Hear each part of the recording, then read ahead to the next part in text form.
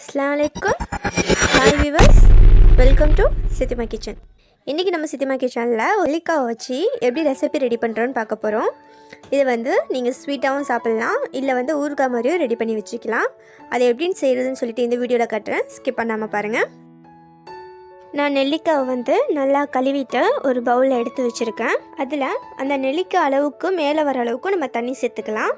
அது கூட கொஞ்சோன்னு சால்ட்டு சேர்த்துப்போம். இப்போ இதை வந்து நம்ம பாயில் பண்ணிடலாம். நெல்லிக்காய் வந்து நல்லா குக் ஆகுது. இந்த தண்ணி நல்லா கொதிக்கிற அளவுக்கு நம்ம வெயிட் பண்ணுவோம். அப்போ தான் நெல்லிக்காய் வந்து உள்ளே வெந்திருக்கும். இப்போது இந்த ஸ்டேஜில் நல்லா கொதிக்குது.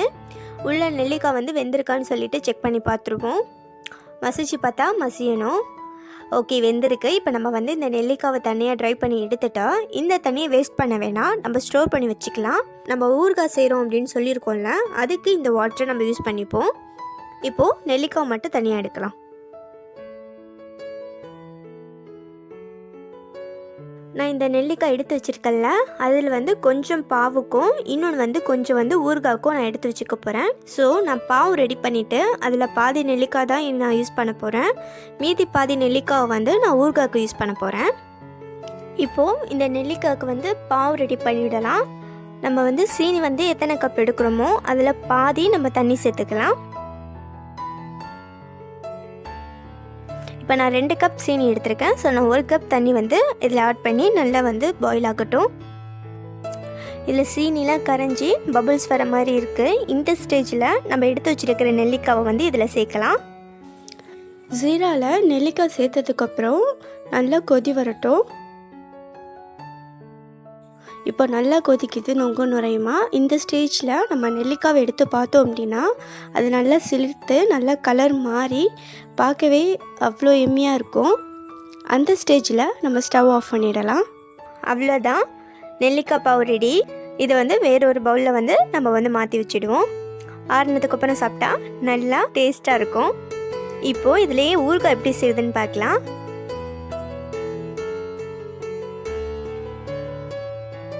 இப்போ ஊறுகாய் ரெடி பண்ணுறதுக்கு ஒரு கடாயில் தேவையான அளவு ஆயில் எடுத்துப்போம். ஒரு 2-3 ஸ்பூன் எடுத்தால் போதும்.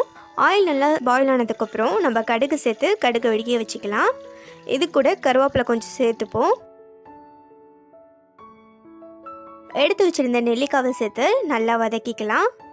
இது கூட மஞ்சள் தூள் 1/4 டீஸ்பூனும் மிளகாய் தூள் வந்து 1 இல்லை 1.5 ஸ்பூனும் நம்ம சேர்த்துக்கலாம். சேர்த்துட்டு நல்லா வதக்கிப்போம்.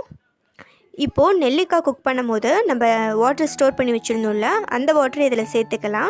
இதுக்கு தனியாக புளியெலாம் கரைச்சி சேர்க்க வேணாம். அந்த நெல்லிக்காய் குக் பண்ணும்போது அந்த தண்ணியோட டேஸ்ட்டே வந்து புளிப்புலாம் இறங்கி நல்லா டேஸ்ட்டாக இருக்கும். ஸோ நம்ம அந்த தண்ணியை சேர்த்துப்போம். இதுக்கு தேவையான உப்பு மட்டும் நம்ம சேர்த்துட்டு நம்ம மிக்ஸ் பண்ணிப்போம். இது ஒரு கொதி வரட்டும்.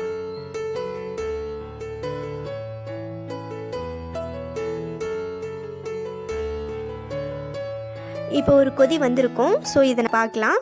நம்ம சேர்த்த தண்ணியை விட தண்ணி கொஞ்சம் ட்ரை ஆகி நெல்லிக்காயெல்லாம் வந்து அந்த புளிப்பு இது வந்து டேஸ்ட்லாம் ஏறி நல்லா பார்க்கவே அப்படி இருக்குது. ஸோ இந்த ஸ்டேஜில் வந்து நம்ம அடுப்பை ஆஃப் பண்ணிடலாம். ஸோ இன்றைக்கி நம்ம ஒரு நெல்லிக்காயில் ஸ்வீட்டும் நம்ம காரமும் ரெடி பண்ணியாச்சு. இன்ஷால்லா நீங்கள் ட்ரை பண்ணிவிட்டு எப்படி இருக்குன்னு சொல்லிட்டு ஃபீட்பேக் கொடுங்க.